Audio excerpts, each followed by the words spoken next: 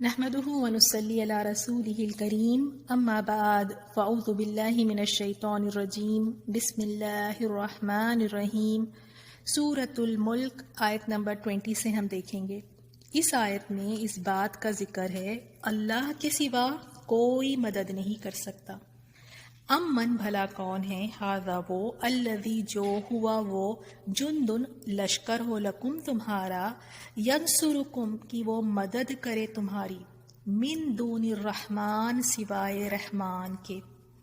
اللہ تعالیٰ ان مشرکوں سے فرما رہے ہیں جنہوں نے اس کے ساتھ غیر کی عبادت کی اور پھر وہ غیر اللہ سے رزق اور مدد مانگتے ہیں، تو اللہ تعالیٰ نے ان کے عقیدے کے بارے میں فرمایا کہ انہوں نے غیر اللہ سے جو امیدیں وابستہ کر رکھی ہیں وہ کبھی پوری نہیں ہوگی۔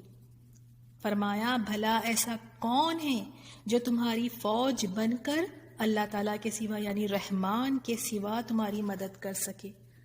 تو کوئی لشکر ہے ایسا یا کوئی فوج ہے، کوئی ایسے مددگار ہے تو بلا لو ان کو جو رحمان کے مقابلے میں آ کر تمہاری مدد کر سکے، تمہیں رحمان کے عذاب سے بچا سکے۔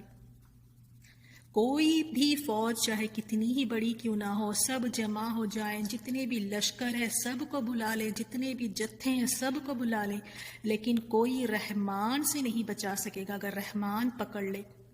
اگر اللہ تعالیٰ کسی کے لیے عذاب کا ارادہ فرما لے تو اللہ تعالیٰ کے عذاب سے بچنے کے لیے کوئی فوج، کوئی لشکر کام نہیں آئے گی۔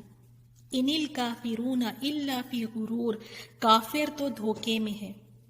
یہ جو کافر دھوکے میں ہیں، شیطان نے ان کو اتنے دھوکے میں رکھا ہوا ہے، اتنی ان کی زندگیوں کو خوشنما بنا دیا ہے کہ انہیں لگتا ہے کہ فلاں بچا لیں گے، فلاں چھڑا لیں گے، فلاں کے سہارے نکل جائیں گے، کچھ نہیں ہوگا، صرف باتیں ہیں۔ یہ تو بس اسی طرح کے دھوکے میں پڑے ہوئے ہیں۔ تو اس آیت میں کلیئرلی بتا دیا گیا کہ اگر اللہ تعالیٰ کسی کو پکڑنے کا ارادہ کر لے، کسی کو عذاب دینے کا ارادہ کر لے، تو وہ کون سے فوج یا لشکر یا جتھے ہیں جو تمہیں آ کے رحمان کے عذاب سے تمہیں بچا سکے۔ اب دوسری آیت میں بھی اس میں رزق کا ذکر ہے، تو اس میں اللہ تعالیٰ نے فرمایا کہ امن بھلا کون ہے، ہادہ وہ، الذی جو، یرزقکم تمہیں رزق دے، ان اگر امسکا وہ روک لے، یعنی وہ رحمان اگر تمہارا رزق روک لے، رزق ہو اپنا رزق، تو پھر بھلا کون ہے جو تمہیں رزق عطا فرمائے گا؟ یہ جو تم رزق کے لیے دوسروں سے امیدیں باندھے ہوئے ہو، دوسروں سے تمہیں لگتا ہے کہ فلاں تمہیں رزق پہنچائے گا، اگر وہ رحمان ہی اس رزق کو روک لے تو بھلا کون ہے جو تمہیں رزق عطا کرے؟ اگر اللہ تعالیٰ چاہے بارش ہی نہ برسائے یا زمین کی پیداوار ہی کو اللہ تعالیٰ روک دے، یا پھر جو فصلیں تیار ہو چکی ہیں، تیار شدہ فصلیں ہیں، اور ان کو تباہ کر دے، تو کون ہے جو پھر تمہیں رزق عطا فرمائے گا؟ یعنی اللہ واحد لا شریک کے سوا کوئی نہیں جو تمہیں دے یا منع کرے۔ اللہ واحد لا شریک کے سوا کوئی پیدا نہیں کر سکتا، نہ ہی کوئی رزق دے سکتا ہے، نہ ہی کوئی مدد کر سکتا ہے۔ اور یہ بات کو وہ جانتے تھے مشرکین مکہ، جانتے بوجھتے ہوئے بھی انہوں نے شرک کیا، اللہ تعالیٰ کے سوا اوروں کی عبادت کی۔ وہ جانتے تھے اس بات کو کہ اللہ تعالیٰ ہی عطا کرنے والا ہے، اسی لیے اللہ تعالیٰ نے فرمایا بل لجو، بلکہ وہ اڑے ہوئے ہیں، یعنی اپنی سرکشی پر، اپنی ضلالت اور گمراہی پر وہ اڑے ہوئے ہیں، جانتے بوجھتے ہوئے، فی عتو و نفور، حق سے سرکشی اور گریز پر، یعنی اپنی جو تکبر ہے، تکبر کی وجہ سے حق کو دیکھ کر، سچ کو دیکھ کر بھی منہ موڑ لینا، نفرت میں پڑے ہوئے ہیں، نہ حق کو سنتے ہیں نہ حق کو مانتے ہیں، اناد میں ہیں۔ تو یہاں ان کی اس کیفیت کو بتایا گیا کہ جانتے بوجھتے وہ اڑے ہوئے ہیں۔ جب انسان میں تکبر آ جاتا ہے تو حق کو دیکھ کر پھر وہ حق کو مانتا نہیں ہے۔ اب چاہے جتنی مرضی ان کو واعظ کیے جائیں، نصیحت کی باتیں ان کو بتائی جائیں، کوئی اثر نہیں ہوتا، بلکہ وہ حق کو دیکھ کر سرکشی کرتے ہیں، اس کے ساتھ اعراض کرتے ہیں اور عبرت نہیں پکڑتے، غور و فکر نہیں کرتے اس بات پہ، صرف اس وجہ سے کہ وہ اپنی ضد پر اڑے ہوئے ہیں۔ تو یہاں اس میں ان 2 آیات میں اللہ تعالیٰ نے 2 باتوں کا ذکر فرمایا کہ اللہ تعالیٰ کے سوا کوئی عذاب سے نہیں بچا سکتا، اور دوسری چیز اگر اللہ رزق کو روک دے تو وہ کون ہے جو تمہیں رزق عطا کرے۔ تو اس سے ہمیں بھی تھوڑا یہ سبق لینا چاہیے کہ رزق کی وجہ سے کتنا پریشان رہتے ہیں۔ اکثر آپ دیکھیں کہ گھروں میں یہی پریشانی ہوتی ہے رزق کو لے کر کہ کیسے ہوگا، کیا کریں گے۔ تو یاد رکھیں کہ رزق کی ذمہ داری اللہ تعالیٰ نے لی ہے، اللہ تعالیٰ سے رزق مانگے، کسی اور سے امیدیں وابستہ نہ کریں، اور پھر کسی اور سے مدد بھی نہ مانگے۔ اور اسی وجہ سے دیکھیں رزق کی وجہ سے، اور یہ ہے کہ اللہ تعالیٰ کے عذابوں سے بچ جائے، اس وجہ سے لوگ کتنا شرک کرتے ہیں، اللہ تعالیٰ کے شریک ٹھہراتے ہیں۔ تو ہمارے لیے بھی اس میں بہت زیادہ ایک سمجھنے والی بات ہے، سبق ہے۔ اور کسی نے بہت ہی پیارا ایک میسیج شیئر کیا تھا، مجھے لگا کہ میں آپ سب کے ساتھ شیئر کروں۔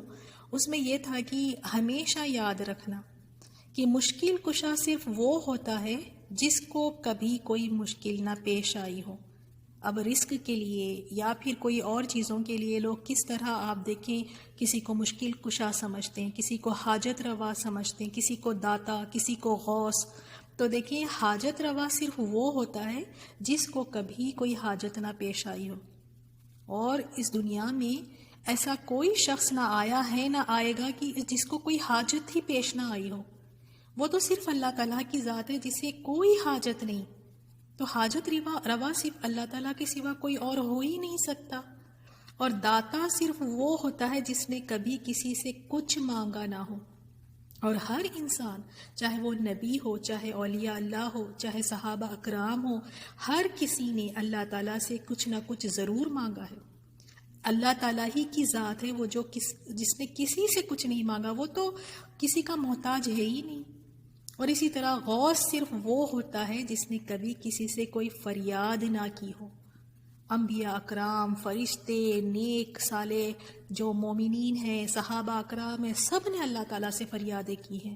تو کسی کو مشکل کشا سمجھنا، حاجت روا سمجھنا، داتا کی دینے والا ہے، یا غوث ہے جو فریادیں جو سنتا ہے، تو یہ بہت بڑا غلط عقیدہ ہے، یہ شرک ہے۔ اور اللہ تعالیٰ نے خود فرمایا کہ اگر اللہ رزق روک لے تو وہ کون ہے جو تمہیں رزق عطا کرے، اور ہم اللہ تعالیٰ کو ہی چھوڑ کر اوروں کے دروں پر جا کے وہاں رزق کی بھیک مانگتے ہیں۔ اور رزق میں یاد رکھیں، ہم سمجھتے ہیں نا رزق کھانا ہے یا مال ہے، ہر نعمت اللہ تعالیٰ کی رزق ہے۔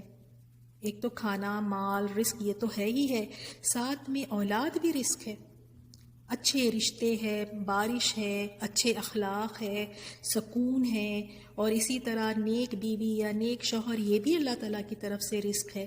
کسی کو نرم مزاجی اللہ تعالیٰ نے عطا فرما دی، یہ بھی اللہ تعالیٰ کی طرف سے عطا کیا ہوا رزق ہے۔ اسی طرح دل کا سکون، اسی طرح نیکی کرنے کی توفیق، بہت ساری چیزیں رزق میں آتی ہے، ہر نعمت۔ تو یہاں پر ہمیں اس بات کو اچھی طرح سمجھ جانا چاہیے کہ بس اگر رزق اگر کہیں سے مل سکتا ہے تو وہ صرف اور صرف اللہ تعالیٰ کی ذات سے، اسی سے ہمیں مانگنا چاہیے۔ اب نیکسٹ آیت نمبر 22 میں کافر اور مومن کی مثال اللہ تعالیٰ نے بیان فرمائی ہے۔ اللہ تعالیٰ نے فرمایا افمن، کیا پھر جو شخص یمشی چلتا ہے، مکبن اوندھا، علی وجہہ اپنے چہرے کے بل، اہدا وہ زیادہ ہدایت والا ہے، ام میں یا وہ شخص جو یمشی چلتا ہے، سویاً سیدھا، علی صراط مستقیم، صراط مستقیم پر۔ تو یہاں پر اللہ تعالیٰ نے فرمایا ہے کہ بھلا جو شخص اوندھا ہو کر اپنے چہرے کے بل چلتا ہو وہ زیادہ ہدایت یافتہ ہے، یا وہ جو بالکل سیدھا ہو کر صراط مستقیم پر چلتا ہو۔ یہ ایک مثال ہے جو اللہ تعالیٰ نے مومن اور کافر کے لیے بیان فرمائی ہے۔ کافر کی مثال اس شخص کی طرح ہے جو سیدھا ہو کر نہیں بلکہ ٹیڑھا چلتا ہو، اور یہ جانتا بھی نہ ہو کہ وہ کہاں چل رہا ہے، کیسے چل رہا ہے، بلکہ حیران وہ پریشان ہے۔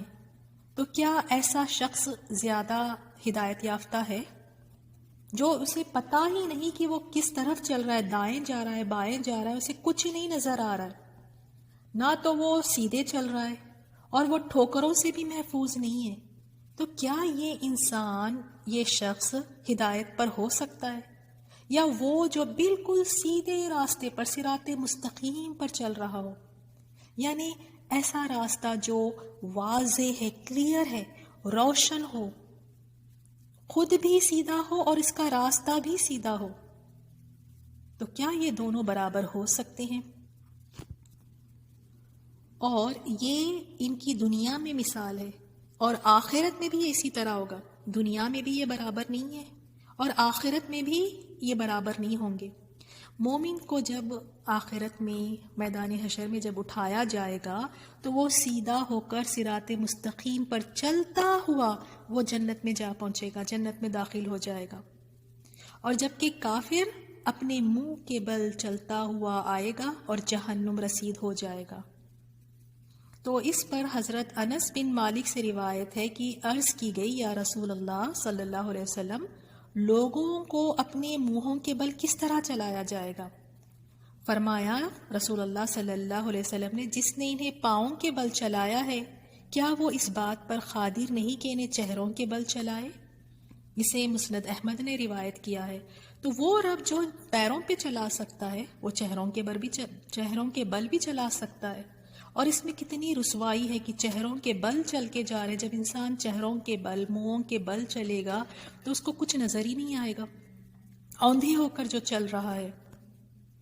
اس آیت میں اللہ تعالیٰ نے تخلیق کے بارے میں فرمایا ہے، اللہ تعالیٰ کی قدرت تخلیق، اور اس میں آخرت کی دلیل فرمایا، قل ہوا، کہہ دیجئے اے نبی صلی اللہ علیہ وسلم، کہہ دیجئے، ہوا یعنی وہ اللہ، الذی وہی ہے جس نے، انشأکم تمہیں پیدا کیا، وجعل اس نے بنائے، لکم تمہارے لیے، السمع کان، والابصار اور آنکھیں، والافئدہ اور دل۔ تو اس میں اللہ تعالیٰ نے فرمایا ہے کہ اللہ تعالیٰ کی کتنی بڑی عظیم نعمتیں ہیں جو اللہ تعالیٰ نے ایک انسان کو عطا فرمائی۔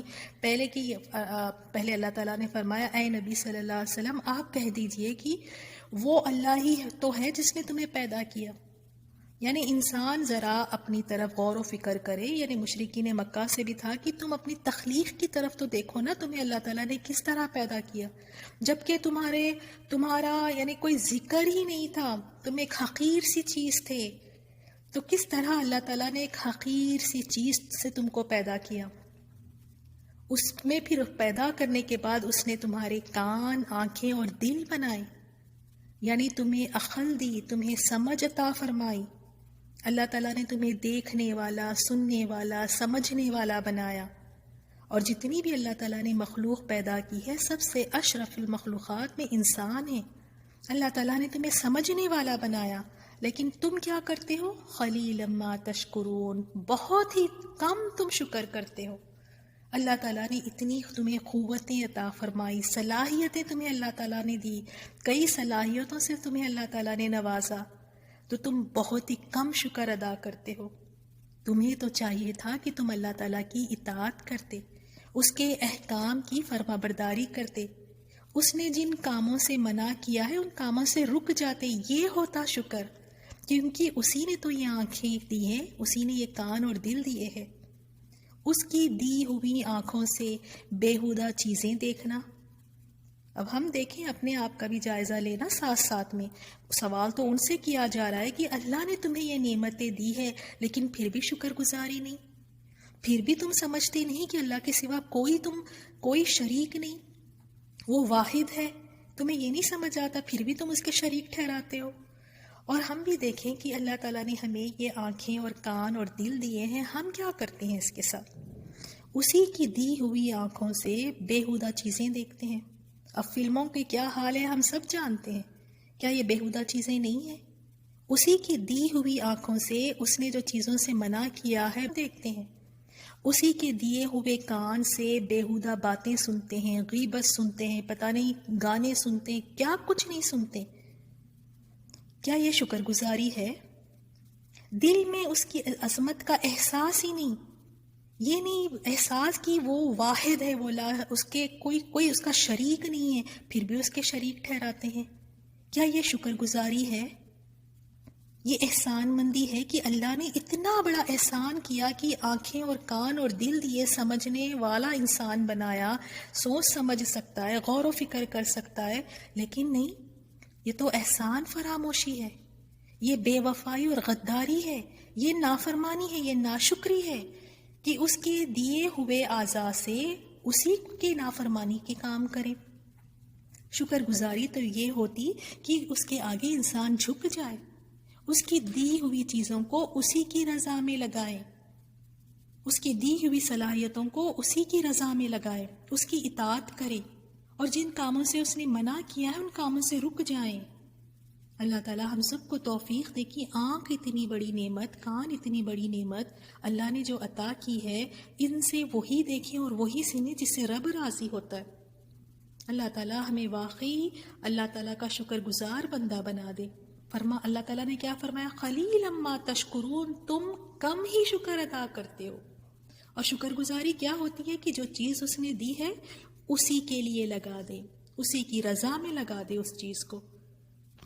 اور اس بات کو بھی تھوڑا سا یاد رکھیں کہ شکر گزاری میں 3 سٹیپس آتے ہیں شکر گزاری میں۔ ایک، دل سے احساس ہو کہ یہ جو چیز مجھے ملی ہے یا دی گئی ہے یہ صرف اور صرف اللہ تعالیٰ نے مجھے عطا کی ہے، یہ مجھے میری قابلیت کی وجہ سے نہیں ملی، اللہ نے مجھے یہ عطا کی ہے، تو دل میں یہ احساس ہو۔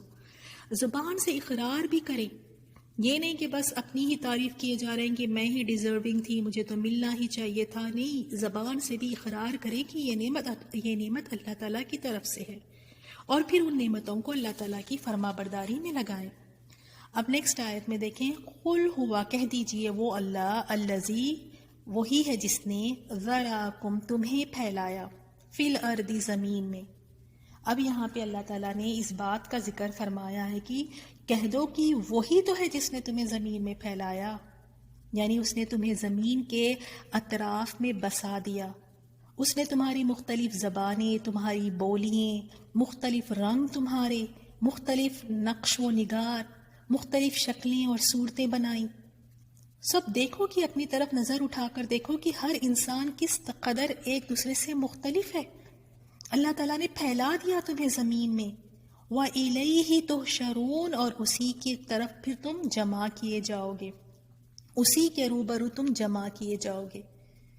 یعنی جس طرح تمہیں اللہ تعالیٰ نے مختلف بنا کر اس زمین میں پھیلا دیا ہے، اسی طرح ایک دن دوبارہ پھر تمہیں زندہ کرے گا، اور پھر اسی طرح وہ سب تم کو ایک ساتھ جمع کر دے گا۔ تو یہ بات ہم سب کو یاد رکھنا ہے کہ یہاں ہمیشہ نہیں رہنا ہے، اکٹھے کیے جائیں گے، جمع کیے جائیں گے، اللہ تعالیٰ کے سامنے ہمیں کھڑا کیا جائے گا۔ پھر اللہ تعالیٰ نے ذکر فرمایا ہے وہ کفار کے بارے میں جو آخرت کا انکار کرتے ہیں، اور وہ جو یہ کہتے ہیں کہ ان کا سوال اکثر یہ ہوتا تھا نا کہ قیامت کے بارے میں، آپ تو ہمیشہ ڈراتے ہیں قیامت آنے والی ہے، اللہ کا عذاب آئے گا، تو آتا کیوں نہیں ہے؟ لا کر دکھا دیں کب آئے گی۔ تو یہاں ان کے سوال کے بارے میں اللہ تعالیٰ نے فرمایا یقولون و یقولون، اور وہ کہتے ہیں، یعنی وہ کافر کہتے ہیں، متا، کب ہوگا، ھذا، یہ، الوعد، وعدہ، یعنی قیامت کے دن کا جو وعدہ کیا گیا ہے وہ کب ہوگا، کب آئے گی، ان کنتم صادقین، اگر تم سچے ہو۔ تو نبی صلی اللہ علیہ وسلم کو تو یہی بار بار سوال کرتے تھے نا کہ آپ تو کہتے ہیں قیامت آنے والی ہے، تو بتائیں پھر کب آئے گی۔ ان کا یہ مقصد نہیں ہوتا تھا کہ قیامت آنے والی ہے تو تیاری کر لے یار، نہیں، بس ایک تنگ کرنے کے لیے، بس رسول اللہ صلی اللہ علیہ وسلم کو نیچا دکھانے کے لیے، کہ مذاق اڑانے کے لیے کہ اچھا قیامت ہے نا تو پھر بتائیں کب آئے گی، آتی کیوں نہیں ہے۔ تو اس پر اللہ تعالیٰ نے نبی صلی اللہ علیہ وسلم کو کہا قل انما العلم عند اللہ، کہہ دیجیے آپ ان سے، کیا کہیں، اس کا علم تو صرف اللہ ہی کے پاس ہے، یعنی اللہ تعالیٰ کے سوا کوئی نہیں جانتا۔ رسول اللہ صلی اللہ علیہ وسلم نے دیکھیں کتنی عاجزی کے ساتھ، کتنی تحمل کے ساتھ ان کو یہ بتا دیا کہ اس کا علم تو میرے پاس بھی نہیں ہے، یہ صرف اللہ تعالیٰ کے پاس اس کا علم ہے۔ وَإِنَّمَا أَنَا نَذِيرٌ مُبِينٌ، اور بس میں تو کھول کھول کر ڈرانے والا ہوں، میں تو نذیر ہوں، ڈرانے والا ہوں، خبردار کرنے والا ہوں، مبین، کھلم کھلا، یعنی تمہیں صاف کلیئرلی بتانے والا ہوں، یعنی مجھ پر یہ فرض ہے کہ میں تمہیں پہنچا دوں، اور میں نے اپنا فرض ادا کر دیا۔ نیکسٹ آیت نمبر 27 میں فلما چنانچہ جب رأوہ وہ دیکھیں گے، کیا دیکھیں گے؟ عذاب کو دیکھیں گے قیامت والے دن، زلفتن قریب ہی، سیئت تو بگڑ جائیں گی، وجوہ چہرے، الذین ان لوگوں کے جنہوں نے کفروا کفر کیا۔ اور جس دن یہ عذاب کو دیکھ لیں گے، قیامت کو دیکھ لیں گے، تو ان کے چہرے اس دن بگڑ جائیں گے۔ کس وجہ سے؟ وہ خوف کی وجہ سے، اور اس دن کی جو دہشت ہوگی، جو ہولناکیاں ہوں گی، اس کو دیکھ کر ان کے چہروں پر ہوائیں اڑی ہوں گی، ان کے چہروں کا رنگ یعنی بالکل چینج ہو جائے گا، سیاہ ان کے چہرے ہو جائیں گے۔ اور اس دن ان سے کیا کہا جائے گا؟ وقیلا، اور کہا جائے گا ہذا، یہ ہے، الذی، وہ جو کنتم تھے تم، یعنی دنیا میں جس کے بارے میں تم بہ تدعون، اس کو مانگتے، اسی کو تو تم دنیا میں مانگا کرتے تھے نا، یہی تو پوچھتے تھے قیامت کب آئے گی، اگر عذاب ہے تو لا کر دکھاؤ، تو یہ ہے۔ تو قیامت والے دن جب وہ عذاب کو دیکھ لیں گے، عذاب قیامت کو دیکھ لیں گے، تو تب ان سے کہا جائے گا یہی تو ہے جسے تم مانگا کرتے تھے۔ نیکسٹ آیت 28 میں موت سے عبرت حاصل کرنے کا ذکر ہے۔ اللہ تعالیٰ فرماتے ہیں قل، کہہ دیجئے اے محمد صلی اللہ علیہ وسلم، اللہ کے ساتھ ان شرک کرنے والوں اور اس کی نعمتوں کا انکار کرنے والوں سے آپ کہہ دیجئے، کیا کہیں؟ بھلا دیکھو تو اگر اللہ مجھے اور میرے ساتھیوں کو ہلاک کر دے۔ نبی صلی اللہ علیہ وسلم فرما رہے ہیں مشرکوں سے کہ اللہ تعالیٰ اگر مجھے اور میرے ساتھیوں کو ہلاک کرنے کا ارادہ فرما لے، ہلاک کر دے یا ہم پر مہربانی کرے، اگر اللہ ہمیں ہلاک کرے یا مہربانی کرے، تو کون ہے جو کافروں کو دکھ دینے والے عذاب سے پناہ دے؟ یعنی تم ہماری فکر نہیں کرو، اگر اللہ تعالیٰ ہمیں ہلاک کرنا چاہے یا ہمیں پر مہربانی کرنا چاہے، اسے چھوڑو، یعنی تم اپنی نجات کی فکر کرو، کیونکہ اللہ تعالیٰ کی طرف توبہ اور اس کے دین کی طرف رجوع کے سوا کوئی چیز تمہیں اللہ تعالیٰ سے بچا نہیں سکے گی۔ اور تم ہمارے لیے جو عذاب اور سزا کی تمنا کرتے ہو، یہ تمہارے کچھ کام نہ آ سکے گی۔ تم چاہتے ہیں کہ ہم پر عذاب آ جائے، مشرکینوں سے کہا جا رہا ہے کہ تمہاری تو یہ دلی خواہش ہے، تم تو یہ چاہتے ہو کہ ہم پر عذاب آ جائے، تو اگر ہم پر عذاب آ جائے گا تو تمہیں کون بچائے گا؟ تم اس سے بچ نہیں سکو گے۔ اللہ تعالیٰ ہمیں چاہے عذاب دے یا ہم پر رحم فرمائے، لیکن اس سے تم نہیں بچ سکو گے، تم اپنی فکر کرو، اپنی نجات کی تم فکر کرو۔ قل هو الرحمن آمنا به وعلیہ توکلنا، اے نبی صلی اللہ علیہ وسلم فرما دیجئے کہ وہ جو اللہ رحمان ہے، ہم اسی پر ایمان لائے اور اسی پر بھروسہ رکھتے ہیں۔ یعنی ہم تو اللہ رب العالمین جو رحمان وہ رحیم ہے، اس پر ایمان لاتے، اور تمام جو معاملات ہیں، اس سب معاملات میں صرف اور صرف ہم اللہ پر بھروسہ کرتے ہیں۔ فَسَتَعْلَمُونَ مَنْ هُوَ فِي ضَلَالٍ مُبِينٍ، پس تمہیں جلد معلوم ہو جائے گا کہ صریح گمراہی میں کون ہے، یعنی ہم میں اور تم میں سے کون گمراہی میں مبتلا ہے، اور دنیا اور آخرت میں کس کا اچھا انجام ہوگا، یہ ایک دن عنقریب بہت جلد معلوم ہو جائے گا۔ ان کی نظر میں تو یہی تھا کہ وہ بالکل سیدھے ہدایت کے راستے پر ہے، اور آپ صلی اللہ علیہ وسلم اور صحابہ اکرام جو ہے وہ اپنے باپ دادا کے دین سے الگ ہو گئے، بھٹک گئے ہیں، وہ غلط گمراہی کے راستے پہ ہیں، سبحان اللہ، ان کا تو یہی خیال تھا۔ تو فرمایا کہ فَسَتَعْلَمُونَ، تو پس تم جلدی معلوم ہو جائے گا تمہیں بہت جلد کہ کون ہدایت پہ تھا اور کون گمراہی پہ، اس کا فیصلہ تو ہو ہی جائے گا ایک دن۔ پھر نیکسٹ آیت میں پانی اللہ تعالیٰ کی بہت بڑی نعمت ہے، اس کے بارے میں اللہ تعالیٰ نے ذکر فرمایا۔ اللہ تعالیٰ نے اپنی مخلوق پر اپنی رحمت کا اظہار کرتے ہوئے فرمایا، یہ اللہ تعالیٰ کی رحمت ہے۔ کیا فرمایا اللہ تعالیٰ نے؟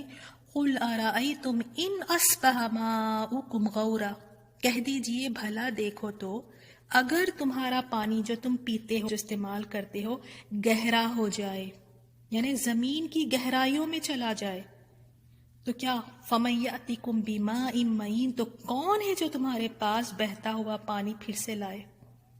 تو دیکھیں کتنا بڑا ایک چیلنج ہے اللہ تعالیٰ کی طرف سے کہ اگر پانی کو اللہ تعالیٰ گہرا کر دے، یعنی گہرائیوں میں چلا جائے، تو کون ہے جو تمہیں پانی لا کر دے؟ کون ہے جو تمہارے لیے پانی کا انتظام کر سکے؟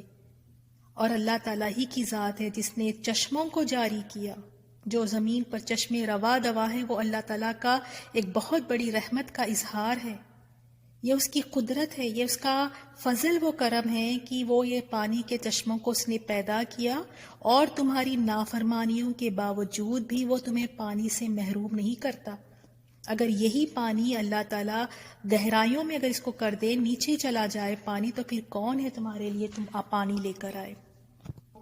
الحمدللہ اس کے ساتھ ہمارے سورۃ الملک کی تفسیر مکمل ہوئی، اور آج کے لیسن میں ہم نے دیکھا کہ کس طرح ایک چیلنجنگ سوال کوشچنز ہے اللہ تعالیٰ کی طرف سے مشرکین مکہ کے لیے، اور یعنی ہمارے لیے بھی اس میں یہ ہونا چاہیے جو ہم لوگوں پر بھروسہ کر کے بیٹھ جاتے ہیں کہ فلاں چھڑا لیں گے عذاب سے، فلاں سفارش کر دیں گے، تو اس بات کو یاد رکھنا چاہیے اس آیت کو، جس میں اللہ تعالیٰ نے فرمایا بھلا کون ہے جو تمہیں بچا سکے؟ اگر اللہ تمہیں پکڑ لے تو وہ کون سی فوج یا لشکر ہے جو تمہیں اللہ کے عذاب سے بچا سکے؟ کون ہے جو تمہیں رزق عطا کر سکے اگر اللہ اس رزق کو روک لے؟ اور آج ہم نے یہ بھی دیکھا شکر گزاری پہ کہ اللہ تعالیٰ نے آنکھ دیے، کان دیے، دل دیے، اور اللہ تعالیٰ کیا فرماتے کہ بہت ہی کم تم شکر ادا کرتے ہو۔ تو جو ملا ہے، جتنا ملا ہے، اس پہ شکر گزار رہیں، اللہ تعالیٰ کو شکر گزاری دکھائیں۔ شکر گزار بندے اللہ تعالیٰ کو بہت پسند ہے، اور شکر گزاری یہی ہے کہ اس کی اطاعت کی جائے، فرما برداری کی جائے، نافرمانیوں سے بچیں۔ تو الحمدللہ اس سورے کو ہم نے مکمل کیا ہے، اور امید ہے کہ انشاءاللہ آپ نے اچھے طرح سے نوٹس تیار کیے ہوں گے۔ ابھی اس میں آپ کا کوئز بھی ہوگا، تو تیاری کر کے اپنے اس کوئز کو اٹیمپٹ کریں آپ۔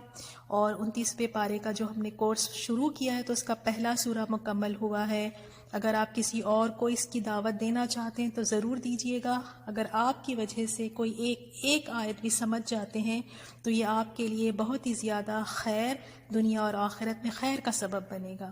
ان آیات کی تلاوت سنیں۔ سبحانک اللہم و بحمدک، نشہد ان لا الہ الا انت، نستغفرک و نتوب الیک۔ السلام علیکم ورحمۃ اللہ وبرکاتہ۔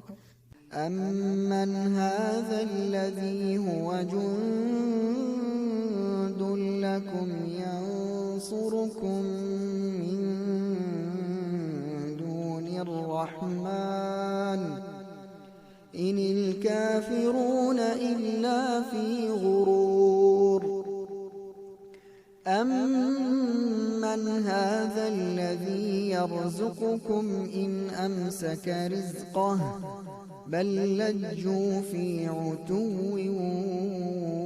ونفور أفمن يمشي مكبا على وجهه أهدى أمن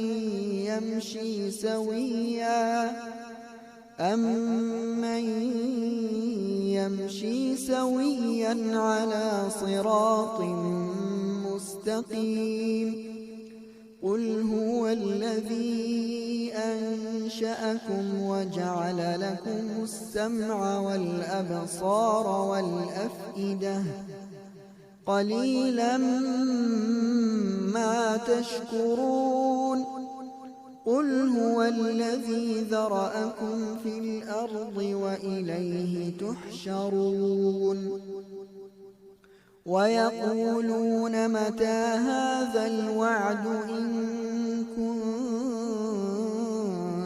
صادقين قل إنما العلم عند الله وإنما